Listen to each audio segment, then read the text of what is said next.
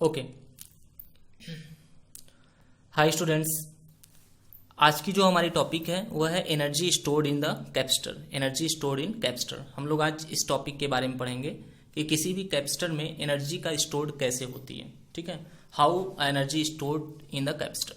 ठीक है, तो हम आपको यहाँ पे बता दें कि कैपेसिटर की प्लेट्स, प्रीवियस लेक्चर में हम आपको बता चुके हैं कि पैरेलल प्लेट कैपेसिटर कैसा होता है। ठीक है, या फिर उसको चार्जिंग कैसे करते हैं। तो उसी हिसाब से यहाँ पे भी हम लोग थोड़ा सा देखेंगे कि एनर्जी कैसे स्टोर होती है कैपेसिटर में। ठीक है, तो एनर्जी स्टोर्ड होने का मतलब कैसे है, देखिए। Energy stored in the capacitor when we charge the capacitor. जब हम किसी कैपेसिटर को चार्ज करते हैं तो वहां पे चार्ज का ट्रांसफर होने लगता है एक प्लेट से दूसरे प्लेट की तरफ। तो जब हम कैपेसिटर को चार्ज करते हैं तो वहां पे चार्ज का ट्रांसफर एक प्लेट से दूसरे प्लेट पे होने लगता है, जिससे वहां पे कुछ वर्क डन होता है। यही वर्क डन उस प्लेट में एनर्जी के रूप में स्टोर हो जाता है। मीन्स समझिए, मतलब जो वर्क डन होता है वही एनर्जी होती है। वर्क डन ही एनर्जी बोला जाता है। ठीक है, तो जब हम कैपेसिटर को चार्ज कर रहे होते हैं तो किसी पोटेंशियल के बीच में, सबसे पहले तो आपको हमने लेक्चर में पहले बता दिया है कि जो चार्ज का ट्रांसफर होता है, मतलब जो चार्ज होता है वह एक बॉडी से दूसरे बॉडी में तभी ट्रांसफर होता है जब वहां पे कुछ ना कुछ पोटेंशियल डिफरेंस होता है। अगर आपका पोटेंशियल डिफरेंस देखने को नहीं मिलेगा, समझ रहे हैं, मतलब अगर आपको पोटेंशियल नहीं मिलेगा देखने को, पोटेंशियल डिफरेंस दो बॉडी के बीच में पोटेंशियल डिफरेंस का होना जरूरी है। पोटेंशियल डिफरेंस का मतलब क्या, लेवल, यानी एक के पास ज्यादा लेवल होना चाहिए, एक के पास कम लेवल होना चाहिए चार्ज का, उसी को पोटेंशियल कहते हैं। तभी एक बॉडी से दूसरे बॉडी में चार्ज ट्रांसफर होगा। और कब तक एक बॉडी से दूसरे बॉडी में चार्ज ट्रांसफर होगा बेटा, तब तक होता रहेगा जब तक कि दोनों का पोटेंशियल सेम ना हो जाए। ठीक है, अगर इस बॉडी से चार्ज इधर जाएगा तो इसका लेवल क्या होगा, कम होता जाएगा, और इसका लेवल यानी इसका पोटेंशियल बढ़ता जाएगा, और एक लेवल पे आके दोनों सेम हो जाएंगे, तो वहीं पे इनका ट्रांसफर रुक जाता है। समझ आ रहा है। तो एक बॉडी से दूसरे बॉडी में चार्ज का ट्रांसफर तब होता है जब दोनों के बीच में पोटेंशियल डिफरेंस हो, और ये चार्ज का ट्रांसफर तब तक होता रहता है जब तक कि दोनों का पोटेंशियल सेम ना हो जाए। क्लियर। तो वही यहाँ पे होता है। अगर हम कैपेसिटर में दो प्लेटें ले लें और दोनों प्लेटों को एक पोटेंशियल V, इन दोनों के बीच पोटेंशियल डिफरेंस B अगर अप्लाइड कर दें तो एक प्लेट से दूसरे प्लेट में चार्ज का ट्रांसफर होने लगता है। ठीक है, और ये चार्ज का ट्रांसफर जो एक प्लेट से दूसरे प्लेट में होता है तो उस ट्रांसफरिंग के कारण यहाँ पे कुछ ना कुछ वर्क डन करना पड़ता है। यही वर्क डन जो है आपका यहाँ पर एनर्जी के रूप में स्टोर हो जाता है, जिसको हम लोग एनर्जी इन द कैपेसिटर बोलते हैं। समझ में आ गया। मतलब the process of charging a capacitor is equal to the transferring the charge from one plate to another plate, and in this process work is takes place which is stored in the form of energy between the plates. मतलब किसी भी capacitor को जब आप charge कर रहे होते हैं तो वहां पे एक प्लेट से दूसरे प्लेट में चार्ज का ट्रांसफर भी होता है। ये दोनों बातें सेम होती हैं, या तो आप कैपेसिटर को चार्ज करना बोलिए या एक प्लेट से दूसरे प्लेट में चार्ज का ट्रांसफर बोलिए। इस प्रोसेस में यहाँ पे कुछ ना कुछ वर्क डन होगा भाई। जब यहां से चार्ज यहां जाएगा तो वर्क डन तो होगा ही ना। यही वर्क डन जो है यहाँ पे एनर्जी के रूप में स्टोर हो जाता है। समझ में आ रहा है, जिसको हम लोग एनर्जी इन द कैपेसिटेंस बोलते हैं। समझ में आ गया। तो वही हम लोग बोल रहे हैं, the transferring of charge against the potential difference which reason some work is to be done. This work is stored as the electrostatics potential energy.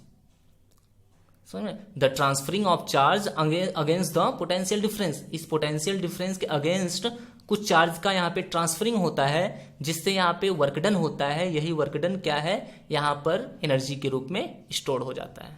समझ में आ रहा है। यहाँ पे आपकी डिफिनीशन यहाँ पे आप देख सकते हैं कि this work is stored as electrostatics potential energy in the capacitor. कौन सा वर्क यहाँ पे देख रहे हैं, कौन सा वर्क, ये देख सकते हैं, there is a potential difference between the plates, तो to transfer charge against the, देखिए ध्यान से, to transfer charge against the potential difference is some work to be done.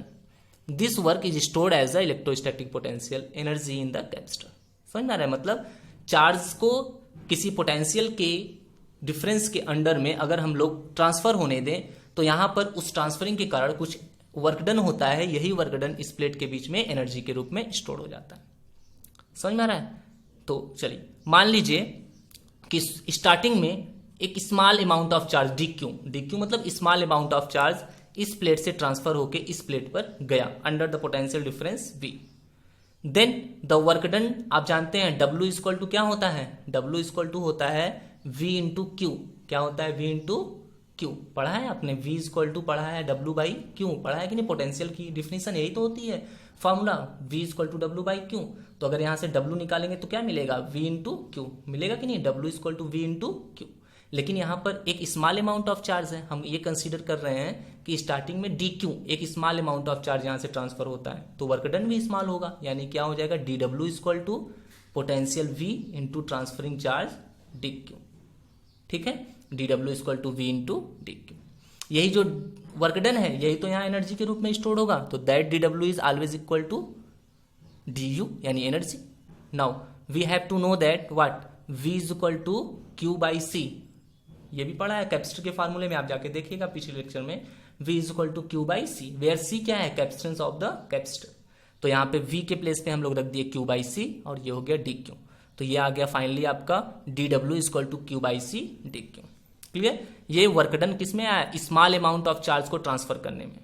ठीक है, तो अब मान लीजिए कि ये डी क्यू चार्ज पहले ट्रांसफर हो रहा था, धीरे धीरे धीरे धीरे करके एक समय के बाद क्यू चार्ज ट्रांसफर हो गया, मतलब यहां से यहां तक टोटल कितना चार्ज ट्रांसफर हो गया? क्यू। तो टोटल क्यू चार्ज ट्रांसफर होने में कितना वर्क डन हो जाएगा? इस छोटे से वर्क डन का हम लोग क्या करेंगे? Integration of D W, integration of D W, यानी कि जो थोड़ा सा वर्क डन हुआ है उसका इंटीग्रेशन कर देंगे तो हमको टोटल वर्क डन मिल जाएगा। कहां से कहां तक का? जीरो से क्यू तक, मतलब पहले चार्ज जीरो था, हमने थोड़ा थोड़ा करके ट्रांसफर किया, कहां तक? क्यू तक। तो क्यू तक टोटल चार्ज ट्रांसफर होने में कितना वर्क डन हुआ, हम लोग उसको निकालेंगे इस छोटे से अमाउंट ऑफ वर्क डन का इंटीग्रेशन करके। ठीक है, integration of D W from zero to Q. Clear? तो टोटल वर्क डन डब्ल्यू या यू इक्वल टू क्या हम लिखेंगे? डब्ल्यू भी लिख सकते हैं या यू इक्वल टू, क्योंकि अभी हमने बताया that work done is always in the stored in the form of energy. Clear? तो U इक्वल टू हो जाएगा zero to Q D Q, sorry D W. अब इस डी डब्ल्यू की वैल्यू कितनी है? देखिए Q by C D Q, तो इस डी डब्ल्यू के प्लेस पे क्या रख देंगे हम लोग? Q by C D Q. ठीक है, तो ये देखिए, तो U इक्वल टू क्या हो गया? Zero to Q, Q by C D Q. Clear? अब क्या देखेंगे? One by C. देखिए अब दूसरी बात हमने पढ़ाया था कि मैथ में आपने पढ़ा होगा या पहले पढ़ाया गया, इंटीग्रेशन हमेशा उसी का होता है जो इस डी क्यू के फॉर्म में हो, मतलब डी के साथ अगर क्यू लगा है तो क्यू का इंटीग्रेशन होगा, अगर डी के साथ आपका सी लगा है तो सी का इंटीग्रेशन होगा, मतलब डी के साथ जो है उसी का इंटीग्रेशन होता है, बाकी सबको कांस्टेंट मान लिया जाता है। ठीक है, तो यहाँ पे डी के साथ क्यू लगा है इसलिए क्यू का इंटीग्रेशन होगा, सी को कांस्टेंट मान लिया जाएगा। तो यहाँ पे क्या होगा? वन बाई सी को बाहर कर लेंगे, समझ रहे हैं? तो ये u इज इक्वल टू क्या हो जाएगा? वन बाई सी को बाहर कर लेंगे तो integration of zero to Q, यहाँ पे केवल बचेगा क्यू और आपका टी क्यू। समझ में? वन बाई सी को बाहर कर लिया। अब क्यू का इंटीग्रेशन करेंगे तो क्या होगा? फार्मूले के अकॉर्डिंग क्यू का इंटीग्रेशन होता है क्यू स्क्वायर बाई टू। क्या हो जाएगा बेटा? Q square by to. Q का इंटीग्रेशन कितना हो जाएगा? Q square by to. तो वन बाई सी था और इसका इंटीग्रेशन क्या हो जाएगा? Q square by to. ये फार्मूला है, हमने बताया हुआ है। ठीक है, नहीं आता है तो बताइएगा, बता देंगे, कमेंट में बता दीजिएगा, हम आपको बता देंगे। तो यहाँ से क्यू का इंटीग्रेशन क्या हो जाएगा? Q square by to. तो वन बाई सी है, क्यू स्क्वायर बाई टू इसका इंटीग्रेशन हो गया। तो ये देखिए वन बाई सी, ठीक है, और ये क्यू स्क्वायर बाई टू इसका इंटीग्रेशन होके ये फार्मूला आपका बन गया। U is equal to one by C और क्यू स्क्वायर बाई टू इसका इंटीग्रेशन होके आ गया, तो आपका क्या आ गया? Q square by two C. ठीक है, ये Q square by two C, ये आपका एनर्जी का फॉर्मूला हो गया। क्लियर? दूसरा आप जानते हैं, अब इसी फार्मूले को हम आगे बढ़ाएंगे। कैसे? क्यू इक्वल टू क्या होता है बेटा? सीवी। क्यू इक्वल टू क्या होता है? सीवी। तो इस क्यू के प्लेस पे जब हम सीवी रखेंगे तो ये क्यू का स्क्वायर है तो सी स्क्वायर वी स्क्वायर हो जाएगा। क्यू स्क्वायर का क्यू के प्लेस पे जब रखेंगे तो सी स्क्वायर वी स्क्वायर हो जाएगा, और अपॉन में ये सी है तो वन सी से वन सी कैंसिल, तो अगला फार्मूला हमारा क्या बन जाएगा? Half C V square, one by two C V square. समझ में आ गया? ओके, फिर इस फार्मूले को हम और आगे बढ़ाते हैं। कैसे? क्यू और वी के फॉर्म में। तो क्या जानते हैं हम? सी। सी इज इक्वल टू क्या होता है? सी इज इक्वल टू होता है हमारा Q by V. C is equal to क्या होता है बेटा? Q by V. तो इस सी के प्लेस पे हम रखेंगे क्या? Q by V. ठीक है, तो ये सी वी स्क्वायर है तो सी के प्लेस पे आप क्यू बाई वी रखेंगे, और ये वी स्क्वायर, तो वन वी से वन वी कैंसिल, तो क्या बचेगा? Q V. तो एक नया फार्मूला आ गया आपका, हाफ क्यू बी। इस तरह से आप देख सकते हैं कि प्लेट के बीच जो एनर्जी स्टोर्ड हो गई उसका फार्मूला कितना हो गया, हाफ सी वी स्क्वायर या half Q square by C या हाफ क्यू बी। क्लियर? अगर आपको अभी भी कोई प्रॉब्लम है तो आप हमसे बता सकते हैं, नहीं तो आप यहां से इसको स्टोर कर सकते हैं। क्लियर? अंडरस्टैंड? ओके, चलिए नेक्स्ट टॉपिक हम लोग देखते हैं। नेक्स्ट हमारा जो है वो है एनर्जी डेंसिटी। किसकी हम बात करेंगे? एनर्जी डेंसिटी की। एनर्जी डेंसिटी क्या होती है हम इसके बारे में देखते हैं। ठीक है, अभी आपने देखा कि प्लेट के बीच में जो एनर्जी स्टोर होती है वह कितनी है, हाफ सी वी स्क्वायर, या और भी 3 फार्मूले आपने देखे, half C V square, Q square by C या हाफ क्यू बी। ठीक है, ये आप 3 फार्मूले देखें तो जो एनर्जी का फार्मूला आपने देखा उसी में से एक फार्मूला आपका हाफ सी वी स्क्वायर। तो एनर्जी डेंसिटी क्या होती है हम आपको बता दें। तो energy stored in per unit volume, मतलब यूनिट वॉल्यूम में कितनी एनर्जी स्टोर्ड होती है, that is called the energy density. मतलब ये जो टोटल एनर्जी है इसको हम यूनिट वॉल्यूम में निकाल लें। किसमें? यूनिट वॉल्यूम में, कि यूनिट वॉल्यूम में कितनी एनर्जी स्टोर होती है तो उसको हम बोल देंगे एनर्जी डेंसिटी। कैसे? इसी एनर्जी में हम क्या करेंगे, इसके वॉल्यूम से क्या करेंगे बेटा, डिवाइड कर देंगे, तो जितना आएगा उसको हम बोलेंगे एनर्जी डेंसिटी। क्लियर? तो एनर्जी डेंसिटी की डिफिनेशन यही सुन लीजिए, the energy stored in per unit volume, ये दिया हुआ है, energy stored in per unit volume is called the energy density. ठीक है, energy density generalize at energy per unit volume of the field. ठीक है, वही मतलब है, यानी energy stored in per unit volume is called the energy density. ठीक है, हम उसके फार्मूले को डिराइव करते हैं। We have to know that U equal to half C V square. Clear? पिछले लेक्चर में पढ़ाया है कि पैरेलल प्लेट कैपेसिटर का जो कैपेसिटेंस होता है वो कितना होता है, C is equal to A epsilon naught upon D. Clear? ये भी होता है। और पोटेंशियल डिफरेंस और इलेक्ट्रिक फील्ड में रिलेशन होता है कि V is equal to E into D. ये सब फार्मूला देखिए, फार्मूला आपको लर्न करना होगा। ये तो स्लाइड से तो आपको और बेहतर हो जाता है कि आपको फार्मूले कई बार देखने को मिलते हैं और आपको ये सारे फार्मूले पता होना चाहिए बेटा। और जितने अच्छे से फार्मूले पता होंगे उतने अच्छे से आपके कॉन्सेप्ट क्लियर है। फिर भी अगर आपको नहीं पता है, नहीं समझ में आ रहा है तो आप पूछ सकते हैं, ये सब चीजें पीछे पढ़ाई जा चुकी हैं। ठीक है, कि एनर्जी अभी आपने पढ़ा है, U equal to half C V square, और पैरेलल प्लेट कैपेसिटर का जो कैपेसिटेंस होता है वह C is equal to A epsilon naught upon D होता है, पिछले लेक्चर में देख लीजिए। और पोटेंशियल डिफरेंस और इलेक्ट्रिक फील्ड में रिलेशन होता है V is equal to E into D. D क्या है, प्लेट के बीच की डिस्टेंस है, वो भी देख लीजिए। ठीक है, तो ये सब देखने को मिला। अब हम क्या करेंगे, C की वैल्यू और V की वैल्यू यहाँ पे पुट कर देंगे। ठीक है, तो हाफ C की वैल्यू कितनी है, ए एप्सिलॉन नॉट अपॉन डी, ए एप्सिलॉन नॉट अपॉन में डी। क्लियर? और V स्क्वायर की वैल्यू क्या है, ईडी। तो जब V स्क्वायर की प्लेस पे ईडी रखेंगे तो ई स्क्वायर डी स्क्वायर हो जाएगा, है ना बेटा? क्या हो जाएगा, ई स्क्वायर डी स्क्वायर। ठीक है, अब एक डी से एक डी कट जाएगा तो क्या बचेगा आपका, A D epsilon naught E square बचेगा कि नहीं? देखिए, ए बचेगा, एक डी बचेगा, एप्सिलॉन नॉट बचेगा, ई स्क्वायर बचेगा, ये आ जाएगा आपका। समझ में आ गया? इसी सी और वी के प्लेस में सी और वी की वैल्यू पुट करने पे ये आ गया आपका। क्लियर? तो ये आपका आ गया यू यानी एनर्जी। अब हमको क्या करना है, एनर्जी डेंसिटी निकालना है, यानी पर यूनिट वॉल्यूम में। तो पर यूनिट वॉल्यूम में एनर्जी निकालने का मतलब है क्या करेंगे, वॉल्यूम से हम इसके डिवाइड कर देंगे। वॉल्यूम का फार्मूला क्या होता है, 3 डायमेंशन। वॉल्यूम का फार्मूला होता है एरिया इंटू डिस्टेंस। क्या होता है, एरिया इंटू डिस्टेंस, या आप जानते हैं length, width and height, 3 dimension होता है वॉल्यूम में। एरिया लिख दिए तो 2 डायमेंशन ऑलरेडी हो गया, और तीसरा डायमेंशन ये डिस्टेंस हो गई। तो एरिया इंटू डिस्टेंस को भी हम वॉल्यूम कहते हैं। ठीक है, यानी वॉल्यूम इक्वल टू एडी। तो एडी से हम अगर डिवाइड कर दें उसकी एनर्जी में तो ये क्या आ जाएगा, वॉल्यूम से अगर हम डिवाइड कर दें तो क्या आ जाएगी, एनर्जी डेंसिटी। क्योंकि हमने बताया कि एनर्जी डेंसिटी का मतलब क्या हो गया, energy in per unit volume, यानी एनर्जी में हम वॉल्यूम से डिवाइड कर दें। और वॉल्यूम कितना हो गया, ए इंटू डी। वॉल्यूम कितना हो गया बेटा, ए इंटू डी, यानी ए डी से हम डिवाइड कर दें इसकी एनर्जी में तो जो आएगा वो हमारा एनर्जी डेंसिटी। तो ये जो U इक्वल टू आया है इसमें हम क्या करेंगे, AD से डिवाइड कर देंगे। तो जब बेटा आप AD से डिवाइड कर देंगे तो जैसे ही AD आप डिवाइड करेंगे ये AD से AD कैंसिल हो जाएगा, तो आपका क्या बचेगा, half epsilon naught E square ना। तो यही आ गया, यानी U by AD equal to कितना आ गया, half epsilon naught E square. AD तो कैंसिल हो जाएगा जब डिवाइड करेंगे। अब यही क्या हो गई आपकी एनर्जी डेंसिटी। और एनर्जी डेंसिटी को हम लोग U बार से रिप्रेजेंट करते हैं, किससे, U बार से। तो U by AD energy density हो गई।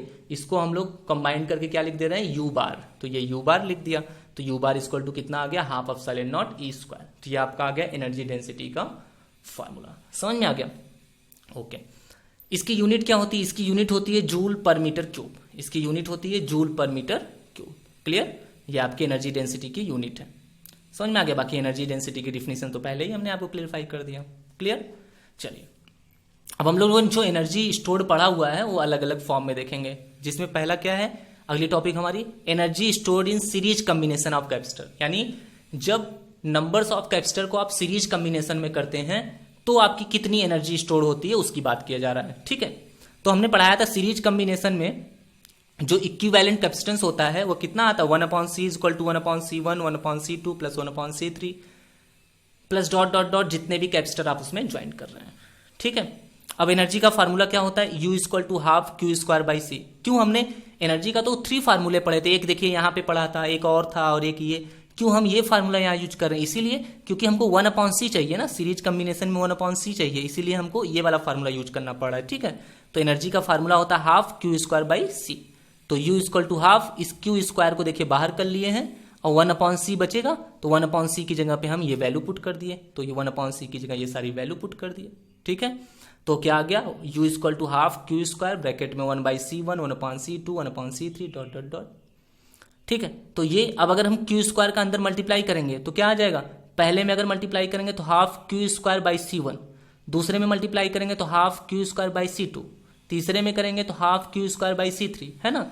तो हाफ क्यू स्क्वायर बाई सी को तो एनर्जी कहते हैं, तो जब c1 है तो u1 हो जाएगा, जब c2 है तो u2 हो जाएगा, जब c3 है तो u3 हो जाएगा। इस तरह से हम देख सकते हैं ये total energy U equal to U1 plus U2 plus U3 plus dot dot dot जितने कैपेसिटर आपने ज्वाइन किए हुए हैं। तो हम देख सकते हैं सीरीज कम्बिनेशन में जो टोटल एनर्जी स्टोर होती है वह अलग अलग कैपेसिटर में स्टोर हुए एनर्जी के सम के इक्वल होती है। ठीक है, तो हम यहां से कह सकते हैं क्या कि the total energy stored in the system is the sum of energy stored in the individual capacitor.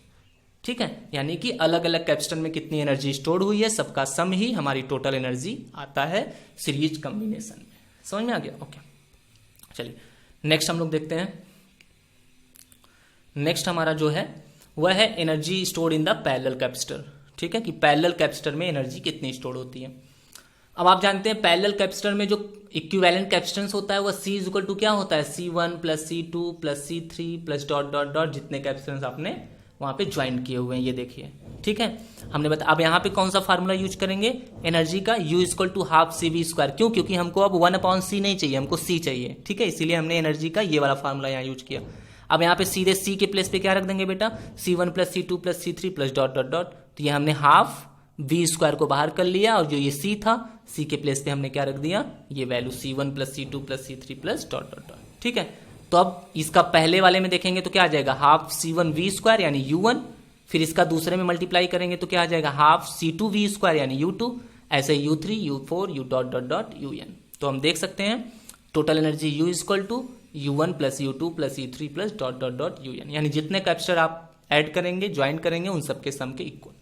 यानी सीरीज यानी पैरेलल कम्बिनेशन में भी वही आ गया कि total energy stored in the system is equal to the sum of energy stored in individual capacitance. यानी अलग अलग कैपेसिटर में जो एनर्जी स्टोर्ड हो रही है सबका सम कर दें तो टोटल एनर्जी स्टोर्ड के इक्वल आता है हमारा किसमें, पैरेलल कम्बिनेशन में। समझ में आ गया? ओके, तो ये तो हो गया हमारा आज का टॉपिक। आज में क्या क्या हमने पढ़ लिया, क्लियर हो गया?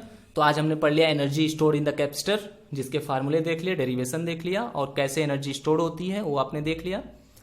और उसके बाद हमने आपको दिखा दिया एनर्जी डेंसिटी, और फिर पैरेलल कम्बिनेशन में एनर्जी कितनी स्टोर होती है, सीरीज कम्बिनेशन में एनर्जी कितनी स्टोर होती है, ये हमने देख लिया। ठीक है, ओके। हमारी जो अब अगली जो टॉपिक रहेगी वह है loss of energy sharing of charges between the capacitor in parallel. मतलब अगर कोई कैपेसिटर है और उसको हम चार्ज को शेयर करने के लिए अलाउ कर रहे हैं, मतलब एक प्लेट से दूसरे प्लेट में हम चार्ज का शेयरिंग कर रहे हैं, ट्रांसफरिंग कर रहे हैं, तो हम देखेंगे वहां पर कुछ ना कुछ एनर्जी का लॉस होता है। कितना लॉस ऑफ एनर्जी होता है इसका हम अलग से एक वीडियो बना के आपको हम लोग नेक्स्ट वीडियो में हम आपको प्रोवाइड कराएंगे। ठीक है, तो नेक्स्ट टॉपिक हमारी यही रहेगी कि loss of energy on sharing of charges between the capacitor in the parallel. ठीक है, यानी कैपेसिटर के प्लेट्स के बीच में अगर हम चार्ज का ट्रांसफर करें तो क्या वहां एनर्जी का कुछ लॉस भी होता है, उसी चीज को हम लोग यहाँ पे पढ़ेंगे और फार्मूले के डेरिवेशन के द्वारा, मैथमेटिकल प्रोसेस के द्वारा देखेंगे कि लॉस होता है या नहीं। होता है तो कितना होता है। ओके, तो आज के लिए तो बस इतना ही। आप लोग नोट्स भी बना लीजिएगा और कोई भी प्रॉब्लम है किसी टॉपिक से तो फिर से बता दीजिएगा, हम समझा देंगे। ओके, चलिए ठीक है, थैंक यू फॉर लेक्चर।